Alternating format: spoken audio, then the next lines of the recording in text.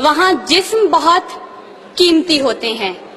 جس معاشرے میں انسانوں کی کوئی قیمت نہیں ہوتی وہاں عزت کی بولی سب سے اونچی لگتی ہے۔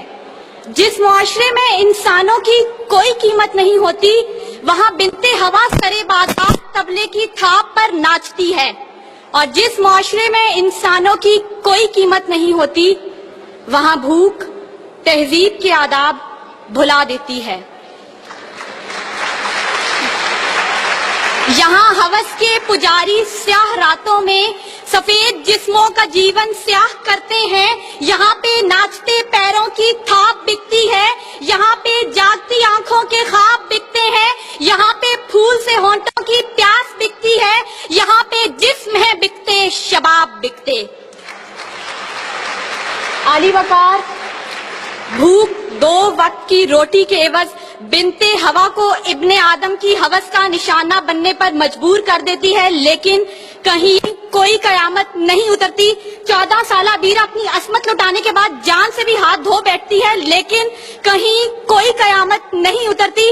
تھر کی جلتی ریت پر ننگے پاؤں چلنے والی قوم کا صدر اسلام آباد کی سڑکوں پر مرسیڈیز میں سفر کرتا ہے، لیکن کہیں کوئی قیامت نہیں اترتی۔ بلوچستان کی خشک سالی پر ایئر کنڈیشن کمروں میں منرل واٹر پی کر غور کیا جاتا ہے، لیکن کہیں کوئی قیامت نہیں اترتی۔ یہ شاہراہیں اسی واسطے بنی تھیں کیا کہ ان پر دیس کی جنتا سسک کر مرے؟ زمینیں کیا اسی کارن اناج اگلا تھا کہ نسل آدم و حوا بلک بلک کر مرے؟ ملے اسی لیے ریشم کے ڈھیر بنتی ہیں کہ دخترانے وطن تار تار کو ترسے۔ چمن کو اسی لیے مالی نے خون سے سینچا تھا کہ اس کی اپنی نگاہیں بہار کو ترسیں۔ عالی وقار یہ ہے اسلامی جمہوریہ پاکستان، جہاں ہر کوئی اپنی دھن میں مگن ہے۔ سر کھجانے کی فرصت نہیں، دائیں بائیں کی فکر نہیں، ہر شخص بھوکا ہے۔ کوئی اقتدار کا طالب ہے تو کوئی شہرت کا بھوکا، کوئی دولت کا پرستار ہے تو کوئی پیٹ کا بھوکا، کوئی بھنگ کے ایک پیالے کے عوض اپنا سب کچھ نچھاور کرنے پر آمادہ تو کوئی طاقت کا بھوکا۔ کہت و رجال بڑھتا چلا جا رہا ہے، تہذیب و تمدن کے پیمانے ٹوٹ پھوٹ کا شکار ہو کر وقت کی ناقدری کا گلہ کر رہے ہیں۔ ہم زوال کی آخری حدوں کے بھی آخر پر پہنچ چکے ہیں۔ انصاف مہیا کرنے والے ادارے سسک کر دم توڑ رہے ہیں۔ ہر طرف سے ایک ہی پکار سنائی دیتی ہے، بھوک تہذیب کے آداب بھلا دیتی ہے۔ عالی وقار سنیے، اگر آپ سن سکتے ہیں کہ جب بوڑھے پروفیسر کو 6 ماہ تک پینشن نہ ملی تو اپنی کن پٹی پر پستول رکھ کر بولا تھا، میرا پاکستان ہے یہ تیرا پاکستان ہے۔ سنیے، اگر آپ سن سکتے ہیں جب تسنیم سولنگی بھوکے کتوں کا نوالے تر بنی تو بولی، پڑے ہیں گنگ کٹہرے عدالتیں چپ ہیں۔ سنیے، اگر آپ سن سکتے ہیں جب مزدور شام کو خالی ہاتھ گھر لوٹا تو اپنے بچوں سے نظریں چراتے ہوئے بولا، ہے تلخ بہت بندہ مزدور کے اوقات۔ سنیے، اگر آپ سن سکتے ہیں کہ وزیر اعظم کی کھلی کچہری میں خود سوزی کرنے والا بولا تھا، میں بھی پاکستان ہوں تو بھی پاکستان ہے۔ سنیے، اگر آپ سن سکتے ہیں جب جاگیردار کے رستاگیر غریب ہاری کی بیٹی کو اٹھا کر لے کے گئے تھے تو وہ بولا تھا، آواز دو انصاف کو، انصاف کہاں ہے؟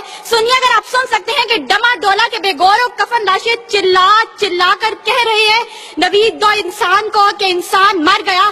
سنیے، اگر آپ سن سکتے ہیں ڈاکٹر عافیہ صدیقی آج بھی سراپا سوال ہے، ذمہ دار کون؟ سنیے، اگر آپ سن سکتے ہیں لال مسجد کے شہداء کہہ رہے ہیں، پاک فوج تو زندہ باد۔ اور سنیے، اگر آپ سن سکتے ہیں جب بے روزگار باپ نے اپنی 3 جوان بیٹیوں کو موت کے گھاٹ اتارا تھا تو بولا تھا، عجب رسم ہے چارہ گروں کی محفل میں، لگا کر زخم نمک سے مساج کرتے ہیں، غریب شہر ترستا ہے ایک نوالے کو، امیر شہر کے کتے بھی راج کرتے ہیں۔ عالی وقار بھوک تہذیب کے آداب بھلا دیتی ہے۔ غربت سے مجبور لوگ اپنے بچے بھون کر کھا جاتے ہیں، اپنے گردے اور آنکھیں بیچ ڈالتے ہیں، اپنی 8 سالہ بچیاں دلالوں کے حوالے کر دیتے ہیں، اپنے خاندان کے ساتھ آگ میں کود جاتے ہیں، دریاؤں سمندروں میں چھلانگیں لگا دیتے ہیں، پنکھوں کے ساتھ لٹک جاتے ہیں، ٹرین کی پٹڑی کے آگے لیٹ جاتے ہیں۔ غربت، ظلم اور مہنگائی سے مجبور لوگ اپنے معصوم بچوں کے گلے کاٹ دیتے ہیں۔ عالی وقار صدارت، وزارت اور عمارت کے بھوکے تہذیبی اقدار کو پامال کر دیتے ہیں. کبھی تو چند کھوٹے سکوں کے عوض قوم کی بیٹیوں کو بیچ ڈالتے ہیں، تو کبھی مساجد کا تقدس پامال کرتے ہوئے انہیں لہو رنگ کرتے ہیں، اور کبھی اپنی ہی عوام سے کہتے ہیں میں تمہیں وہاں سے نشانہ بناؤں گا کہ تمہیں پتہ بھی نہیں چلے گا.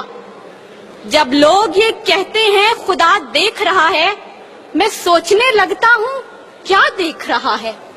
علی وقار، اس سے پہلے کہ بھوک اس ملک کو کھا جائے، اس سے پہلے کہ لہجے بے آواز ہو جائیں، سر سنگیت سب بے ساز ہو جائے، ملت اسلامیہ کی یہ بیٹی، ملک و قوم کی بیٹی اور آپ کی بیٹی آپ سے استدعا کرتی ہے خدارا اس بوڑھے باپ کا سہارا بن جائیے جس کے بیٹے نے خود سوزی کی. خدارا اس عورت کے آنسو پوئیں ڈالیے جس کی بیٹی جاگیردار کی ہوس کا نشانہ بنی. اور خدارا ان معصوم بچوں کے سر پر دستے شفقت رکھیے جن کا باپ پولیس مقابلے میں مارا گیا. ان اشعار کے ساتھ ہی موضوع زیر بحث سمیٹتی ہوں. ستم ظریفی وقت نے کلیوں کی نزاکت کو، دلوں کی محبت کو اس طرح سے مسئلہ ہے، اس طرح سے کچلا ہے کہ زندگی اذیت ہے اور سانس کی بھی قیمت ہے. کس کا ہاتھ ہے جو خون سے رنگا نہیں، کس کا گریباں ہے جو گرفت سے بچا نہیں. صدائے موت آتی ہے شہر بھر کی گلیوں سے، خون کی بو آتی ہے پھولوں اور کلیوں سے. شکریہ.